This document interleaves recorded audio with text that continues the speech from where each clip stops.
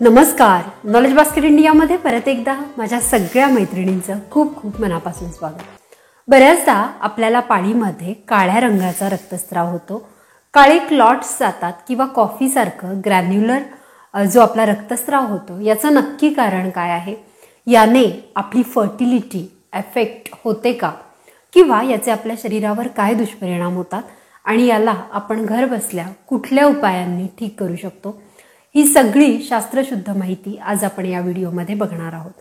Video अतिशय महत्त्वपूर्ण आहे, म्हणून शेवटपर्यंत बघत राहा. या व्हिडिओमार्फत चॅनलवर नवीन आला असाल तर चॅनलला सबस्क्राईब करा आणि सोबतचं बेल आयकॉन दाबायला देखील विसरू नका.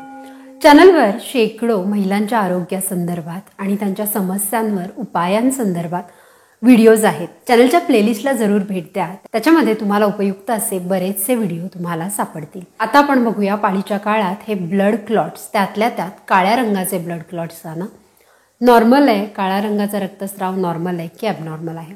काळ्या रंगाचा जो रक्तस्राव आपल्याला जातो तो काही केसेसमध्ये नॉर्मल आहे. तर हा जो नॉर्मल केसेस कुठल्या आहेत ते आधी आपण समजून घेऊया. आपली पाळी जेव्हा सुरू होते त्याच्या सुरुवातीला आणि पाळी संपण्याच्या शेवटी जर हा काळ्या रंगाचा रक्तस्राव होत असेल तर तो ॲब्सोल्युटली नॉर्मल आहे.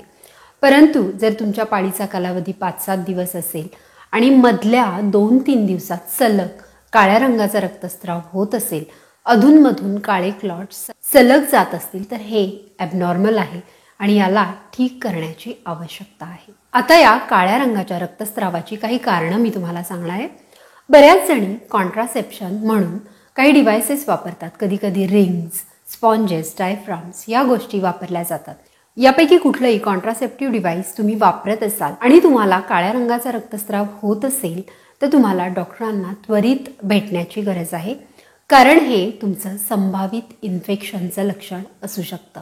या ब्लॅक डिस्चार्जसोबत या डिस्चार्जला जर घाणेरडा वास येत असेल, तुम्हाला खूप खाजवत असेल, लघवी थेंबे होत असेल, लघवी झाल्यानंतरही लघवी होत असेल, त्याचबरोबर लघवी होताना तुम्हाला त्रास होत असेल, खूप जळजळ बर्निंग सेन्सेशन लघवीच्या जागी होत असेल, तर ही सगळी इन्फेक्शन किंवा सेक्शुअली ट्रान्समिटेड डिसीजेसची लक्षणं असू शकतात. आणि ही लक्षणं जर तुमची खूप काळ चालली असेल, पाळी 15 दिवस येते, पाळीच्या काळात आणि पूर्ण मासिक चक्रात देखील तुमच्या पोटात दुखतंय, ओटीपोटात दुखतंय, ताप येतोय, चालता येत नाहीये किंवा खूप थकवा जाणवतोय, खूप टायर्डनेस जाणवतोय, ही सगळी लक्षणं त्याच्यात जर तुम्हाला खूप सतत ताप येत असेल तर हे लवकर तुम्हाला डॉक्टरांकडे जाणं गरजेचं आहे.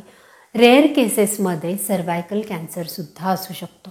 बऱ्याचदा असंही दिसून येतं की ज्यांना एंडोमेट्रियोसिस आणि PCOD यांसारखे त्रास आहे त्यांना देखील असं अनियमित पाळी किंवा पाळीमध्ये क्लॉट्स जाणं, काळ्या रंगाचा रक्तस्राव जाणं होऊ शकतं. कारण या केसमध्ये एंडोमेट्रियल म्हणजे एंडोमेट्रियोसिसमध्ये एंडोमेट्रियल लायनिंगमध्ये गर्भाशयाच्या लायनिंगची जी ग्रोथ आहे ती खूप जास्त होते आणि या केसेसमध्ये रक्ताला ऑक्सिडाइज्ड व्हायला वेळ मिळतो, त्यामुळे त्याचा रंग बदलून काळा रंग होतो आणि अशा केसेसमध्ये देखील काळ्या रंगाचा रक्तस्राव नॉर्मल आहे. मग तुम्हाला या गोष्टी, हे आजार बरे करण्यासाठी त्वरित डॉक्टरांना भेटणं गरजेचं आहे. जर तुम्ही प्रेग्नन्सी ट्राय करत असाल आणि अर्ली प्रेग्नन्सी असेल, अशा वेळेला खूप सारे ब्लड क्लॉट्स पास होत असतील तर मग हे संभावित मिसकॅरेजसुद्धा असू शकतं.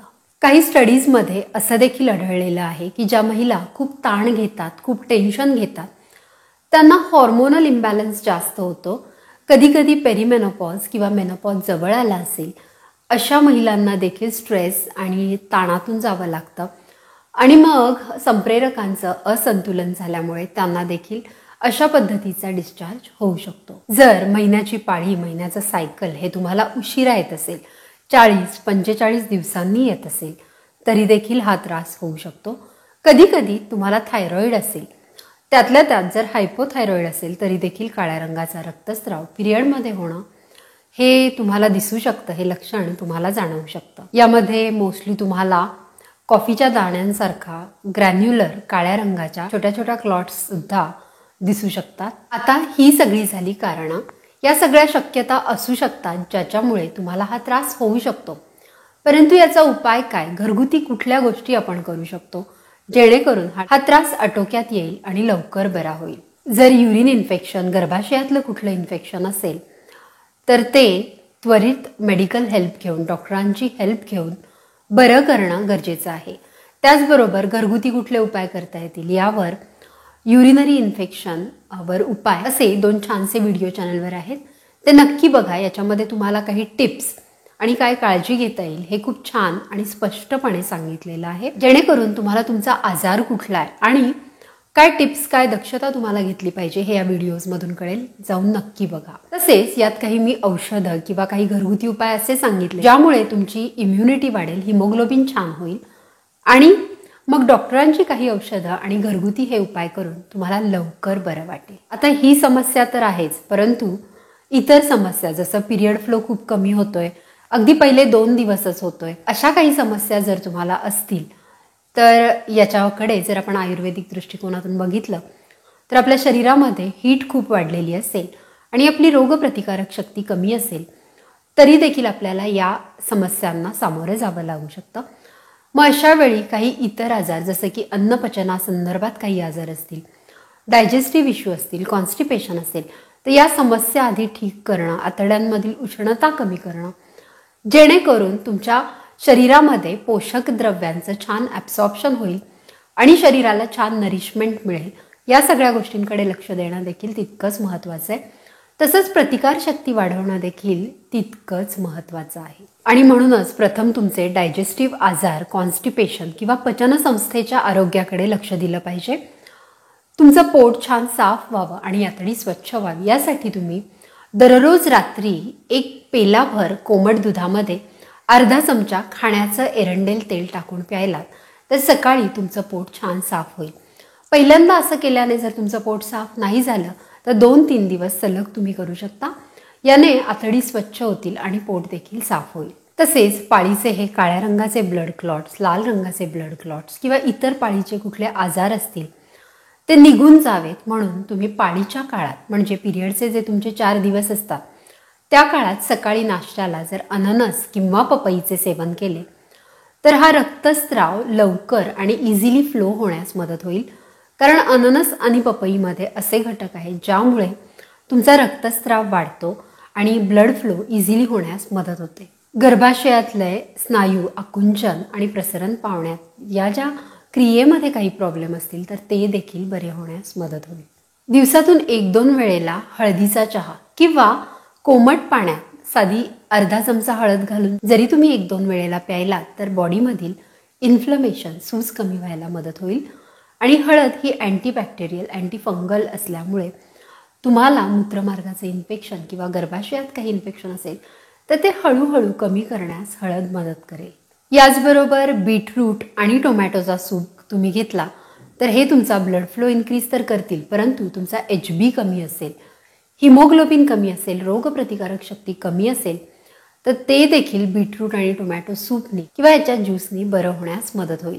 जिंजर म्हणजेच आलं हे कुठल्याही फॉर्ममध्ये तुमच्यासाठी, तुमच्या पिरियडसाठी चांगलं आहे आणि म्हणूनच आल्याचा काढा, आल्याचा चहा, आल्या तुळशीचा काढा या सगळ्या गोष्टी तुमच्यासाठी चांगल्या आहेत. त्यातल्या त्यात ड्राईड आल्यामध्ये म्हणजे सुंठीमध्ये जिंजेरॉल नावाचा घटक हा खूप जास्त प्रमाणात असतो आणि म्हणूनच सुंठीचा काढा देखील तुमच्यासाठी अतिशय फायदेशीर आहे.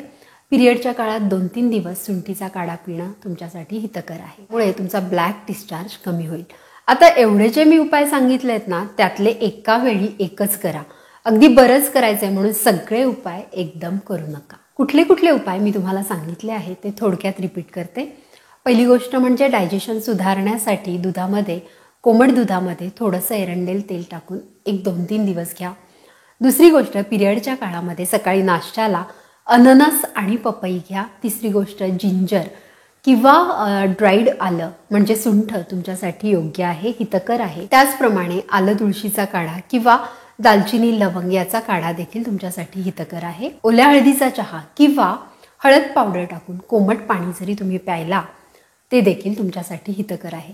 म्हणूनच डॉक्टरांनी दिलेली औषधं आणि घरगुती हे सोपे सोपे उपाय तुम्ही केले तर तुमची पाळी ही छान येण्यास मदत होईल, रेग्युलर होईल, 4 दिवस छान त्याचा फ्लो होईल आणि ब्लड क्लॉट्स देखील कमी होतील. आशा करते हा व्हिडिओ तुम्हाला आवडला असेल. व्हिडिओ आवडला असेल तर जास्तीत जास्त मैत्रिणींबरोबर, नातेवाईकांबरोबर हा व्हिडिओ शेअर करा आणि अशा छान हलक्या फुलक्या उपायांसह शास्त्रशुद्ध माहितीसाठी नॉलेज बास्केट इंडियाला सबस्क्राईब करा. थँक्यू.